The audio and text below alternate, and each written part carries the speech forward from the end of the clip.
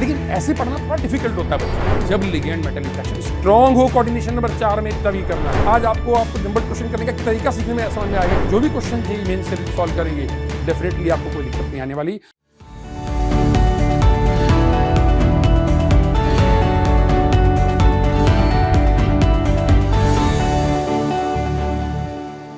Hello JEE aspirants, मैं Kapil Wadhwa Allen JEE channel पर आप सभी का स्वागत करता हूं। हम हमारी सीरीज के नेक्स्ट वीडियो में कोऑर्डिनेशन केमिस्ट्री चैप्टर में कोऑर्डिनेशन नंबर 4 के बारे में बात करेंगे। लेकिन उसके पहले जैसा कि मैं हमेशा आपको बताता हूं, इस चैप्टर के इंपॉर्टेंट आर्टिकल्स क्या हैं वो आपके ये सभी हैं। और आज हम इसमें वापस से CFT के बारे में ही बात कर रहे हैं। CFT में आज हम स्टार्ट करेंगे कोऑर्डिनेशन नंबर 4 स्क्वायर प्लेनर। हमारे previous 2 video coordination number 6 octahedral और कोऑर्डिनेशन 4 टेट्राहेड्रल के उम्मीद है आप देख चुके होंगे। Coordination number 4 square planar geometry कैसी होती है, देखो आपके सामने बना हुआ है। कोऑर्डिनेशन 4 स्क्वायर प्लेनर ज्योमेट्री इस तरह से होती है। हमें वापस से एक बार लाइन बोल रहा हूं, CFT में करना क्या है, लिगेंड की अप्रोच में कोलम्बिक फोर्स कंसीडर करते हुए लिगेंड और मेटल में, लिगेंड की अप्रोच में मेटल के वैलेंस शेल डी ऑर्बिटल पर क्या इंपैक्ट कर रहा है, उसी को हमें स्टडी करना है। अब स्क्वायर प्लेनर कॉम्प्लेक्स को समझने के क्या तरीके हैं भाई। दिख रहा है स्क्वायर प्लेनर ज्योमेट्री है, आप एक्सिस पर अज्यूम करिए, उसको एक्स और वाई एक्सिस पर अज्यूम करिए और स्प्लिटिंग पढ़ लीजिए। लेकिन ऐसे पढ़ना थोड़ा डिफिकल्ट होता है बच्चों, तो हम लोगों ने क्या किया इसके लिए, आप पहले अज्यूम करिए ऑक्टाहेड्रल कॉम्प्लेक्स। देखो ऑक्टाहेड्रल है, ये एक्स एक्सिस मान लो, ये वाई एक्सिस मान लो, ये जेड एक्सिस मान लो। ऑक्टाहेड्रल कॉम्प्लेक्स कैसे होते हैं आपको पता है। अज्यूम करिए ऑक्टाहेड्रल कॉम्प्लेक्स को मैं स्क्वायर प्लेनर में कन्वर्ट कर रहा हूं। ये रहा ऑक्टाहेड्रल कॉम्प्लेक्स, मैं इसको स्क्वायर प्लेनर में कन्वर्ट कर रहा हूं। तो क्या होगा, आप जेड वाले लिगेंड्स को थोड़ा पीछे ले जाइए। देखो थोड़ा पीछे ले गया जेड वाले लिगेंड्स को। जैसे इस जेड एक्सिस वाले लिगेंड को थोड़ा पीछे ले जाएंगे, देखो ज्योमेट्री अभी परफेक्ट ऑक्टाहेड्रल नहीं रही। और इसकी इस कन्वर्जन को बोलते हैं टेट्रागोनल इलोंगेशन। 2 बॉन्ड्स का इलोंगेशन किया ना अपन ने, तो इसे इलोंगेशन ऑक्टाहेड्रल भी बोलते हैं और टेट्रागोनली डिस्टॉर्टेड ज्योमेट्री भी बोलते हैं। अब इनको आप पूरी तरह हटा दीजिए। अभी दूर ले गए, अब आप उन्हें हटा ही दीजिए बिल्कुल। जैसे ही हटाएंगे, कौन से हटा रहे हो बच्चों, ध्यान रखना जेड एक्सिस के लिगेंड हटा रहे हो, एक्स और वाई पर वैसे ही है यहाँ पर ही। हाँ, जैसे हटेंगे बच गया स्क्वायर प्लेनर ज्योमेट्री। अब उनके हटने से क्या फर्क पड़ेगा वही हमें स्टडी करना है डी ऑर्बिटल के ऊपर। जब ऑक्टाहेड्रल कॉम्प्लेक्स होगा उस समय स्प्लिटिंग पैटर्न ऐसा होगा। जब 2 लिगेंड थोड़े दूर गए होंगे तो देखो कहां से दूर गए, जेड एक्सिस से, डी जेड स्क्वायर वाली की एनर्जी घट गई, जबकि d x square y square की एनर्जी बढ़ जाएगी। क्योंकि अरे भाई आपने लिगेंड हटाए तो उनके ऊपर एक्स और वाई के ऊपर इन्फ्लुएंस बढ़ जाएगा ना, बाकी उन लिगेंड्स के बचे हुए लिगेंड्स का बढ़ गया। देखो आप यहां पर भी सेम, जिनमें जेड कैरेक्टर था उनकी एनर्जी घट गई, जिनका एक्स वाई कैरेक्टर था एनर्जी बढ़ गई। फिर क्या हुआ बच्चों, अब मैंने इसको लिगेंड को पूरी तरह हटा दिया। अरे भाई जब दूर लेने से ये फ्लो बना है तो उसको कंटिन्यू कर लीजिए, बन जाएगा स्क्वायर प्लेनर। देखो d x square y square की और बढ़ गई, डी जेड स्क्वायर की थोड़ी घट गई, डी एक्स वाई की थोड़ी और बढ़ गई और d x z y z की और घट गई। यहां पर इस तरह से देखो आप, कुल मिलाकर के ऑक्टाहेड्रल में 2 सेट बने थे T2GG, टेट्राहेड्रल में E और T2 बने थे। यहां पर 4 अलग अलग एनर्जी पर चले गए हैं। सबसे नीचे वाले को हम सेट को कलेक्टिवली, इसका टर्म सिंबल है EG, दूसरे वाले का A1G, इसका B2G और इसका B1G। ठीक, ये स्क्वायर प्लेनर कॉम्प्लेक्स की स्प्लिटिंग मैंने आपको समझाई है। अब बात ये आती है सर ये हमें कब कंसीडर करनी। कोऑर्डिनेशन नंबर 4 में आपने कहा था जब लिगेंड मेटल इंटरेक्शन वीक हो तब हमें टेट्राहेड्रल कंसीडर करनी है। तो ये कब कंसीडर करनी है, जब लिगेंड मेटल इंटरेक्शन स्ट्रांग हो कोऑर्डिनेशन नंबर 4 में तभी करना है। और स्ट्रांग कब होगा, जब लिगेंड स्ट्रांग हो या मेटल का जेड इफेक्टिव बहुत ज्यादा हो। जैसे आपने पढ़ा होगा बच्चों, प्लैटिनम +2 कोऑर्डिनेशन 4 में हमेशा स्क्वायर प्लेनर कॉम्प्लेक्स बनाता है। क्यों, क्योंकि उसका जेड इफेक्टिव बहुत अच्छा है।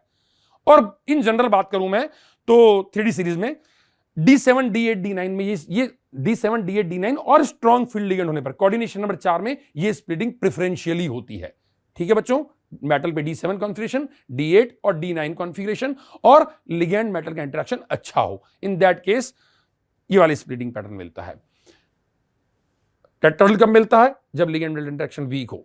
ये कब मिलेगा, जब लिगेंड मेटल इंटरेक्शन स्ट्रांग हो। सर इसमें इलेक्ट्रॉन कैसे फिलअप करने, अरे भैया CFC का गैप बड़ा है ना, बड़ा है, ऑक्टाहेड्रल से बड़ा गैप दिख रहा है हमारे को, इसलिए यहाँ पे बैकपेयरिंग करवानी ही होती है बच्चों।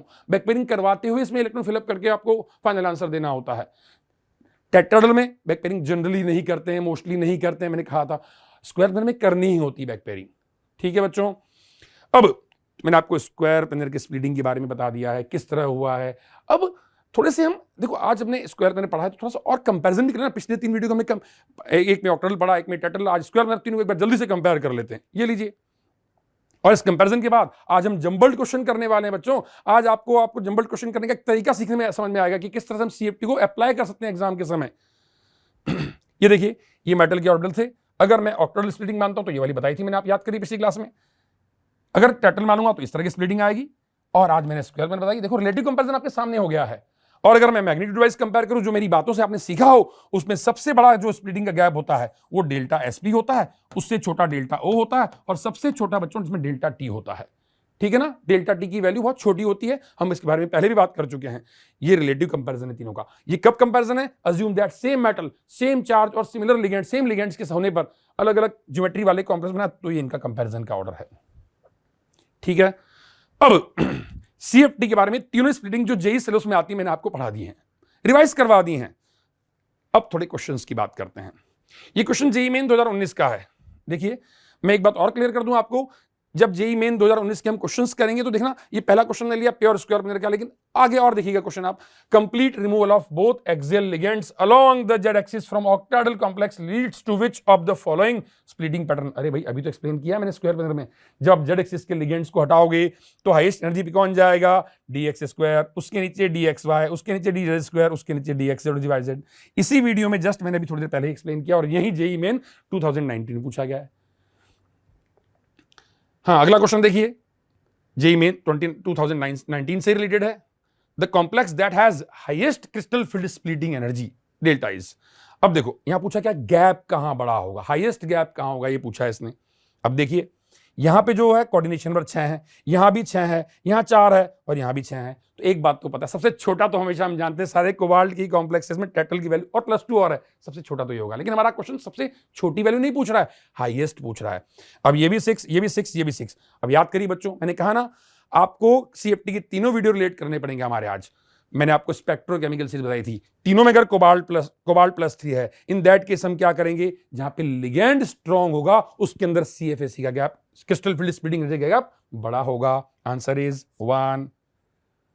ठीक है बच्चों, 6 सितंबर 20 मॉर्निंग सेशन का एक क्वेश्चन लिया मैंने आपके लिए। The species that has spin only magnetic moment 5.9 Bohr magneton. आपको पता है कोऑर्डिनेशन में चार बच्चों को भी डाउट रहता है, सर मैं एग्जाम में अचानक से क्वेश्चन आएगा तो कैसे डिसाइड करूंगा कि टेट्राहेड्रल है क्या स्क्वायर प्लेनर है।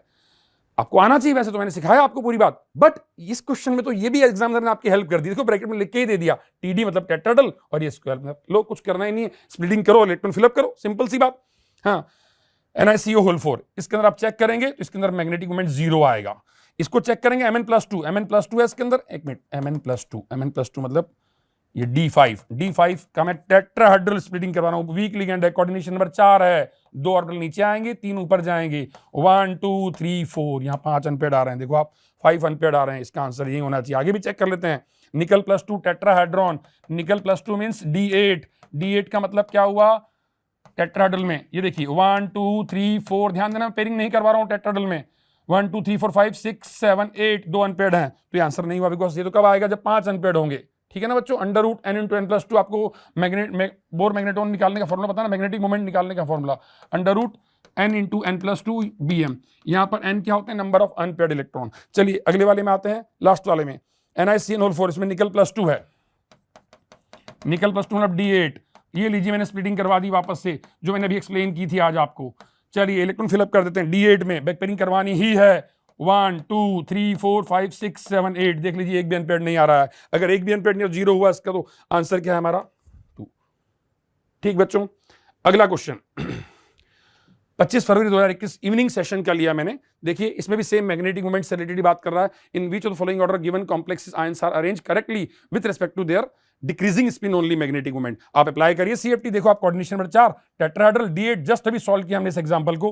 Coordination number 6 octahedral, coordination number 6 octahedral, coordination number 4 square planar, because यहाँ 4 स्ट्रॉन्ग फील्ड लिगेंड है। मैं इनकी ज्योमेट्री लिख देता हूं, ये ऑक्टाहेड्रल है, ये भी ऑक्टाहेड्रल है, ये भी कोऑर्डिनेशन नंबर 4 तो टेट्राहेड्रल है, और ये coordination number 4 strong field ligand है तो स्क्वायर प्लेनर है। बच्चों अप्लाई करिए और निकालिए आंसर डेफिनेटली। इसके अंदर हाईएस्ट मैग्नेटिक मोमेंट जो आएगा वो इसके अंदर आएगा 5 अनपेड आएंगे, Fe+2 +3 है तो D5 कॉन्फिगरेशन 5 अनपेड आएंगे। 1 इज द करेक्ट आंसर। मैंने ज्योमेट्री समझाई और उसके बाद से आपको स्पिन ओनली मैग्नेटिक निकालना बचा है। दैट मींस सीएफटी का इंपॉर्टेंस है यहां पर मैग्नेटिक मोमेंट की कैलकुलेशन में। What is the spin only magnetic moment value of the divalent metal which is atomic number 25 in aqueous solution? भाई एक बात सुन लो पहले तो, जब भी ऐसा लिखा है aqueous solution divalent 25 मतलब Mn की बात कर रहा है ये, इसका मतलब पानी में वो क्या होगा, Mn H2O होल 6 प्लस 2 की फॉर्म में एग्जिस्ट करेगा। ठीक है बच्चों, Mn H2O होल 6 प्लस 2 मतलब D5 मतलब करवाइए स्प्लिटिंग, नीचे आएंगे 3 ऑर्बिटल, ऊपर आएंगे 2 ऑर्बिटल 1 2 3 4 5, क्योंकि कोऑर्डिनेट है मैंने ऑक्टेटल वाली करवाई है। ये T2G ये EG 5 अनपेयर्ड मतलब कितना हुआ 5 अनपेयर्ड मतलब music to under root n into n plus 2 के हिसाब से इसका आंसर आएगा 5.9 समथिंग। ठीक है बच्चों, अगला क्वेश्चन ले रहा हूं मैं, मॉर्निंग शिफ्ट का है 20 जुलाई का। The correct order of the intensity of colour. अरे भाई ये तो बहुत सिंपल क्वेश्चन हो गया, आपने अभी बात करी है कि स्प्लिटिंग का गैप सबसे छोटा कहां होता है, टेट्राहेड्रल में, सबसे बड़ा कहां होता है, स्क्वायर पिलर में। जो लाइट एब्जॉर्ब होती है उसके कॉम्प्लीमेंट्री कलर दिखते हैं, ये बात हम पहले बता चुके हैं आपको। इसका मतलब इंटेंसिटी सबसे अच्छी कहां आएगी, जहां पे टेट्राहेड्रल कॉम्प्लेक्स होगा, that means NiCl4 square pillar tetrahedral हो गया। ये देखो ये आंसर आया आपके सामने, ये टेट्राहेड्रल है, ये कैसा कॉम्प्लेक्स है, ऑक्टाहेड्रल, यहां पर है स्क्वायर पिलर, क्योंकि यहां पे स्प्लिटिंग का गैप सबसे छोटा है, यहां थोड़ा बड़ा है और यहां पे तो और भी बड़ा है। समझ रहे बच्चों क्या बोल रहा हूं मैं, इसके हिसाब से आंसर निकाल लिया, आंसर इज 3। CFT से रिलेटेड अब आप जो भी क्वेश्चन जेईई मेन से सॉल्व करेंगे डेफिनेटली आपको कोई दिक्कत नहीं आने वाली। आप सॉल्व करिए और अपने नॉलेज को एक बार चेक करिए कि आपने क्या क्या सीखा है। यहां पर हम आज CFT का खत्म कंप्लीट कर रहे हैं। अगला वीडियो हमारा कोऑर्डिनेशन केमिस्ट्री के ही किसी नेक्स्ट टॉपिक से रिलेटेड होगा। अपडेटेड रहें बच्चों, ऑल द बेस्ट।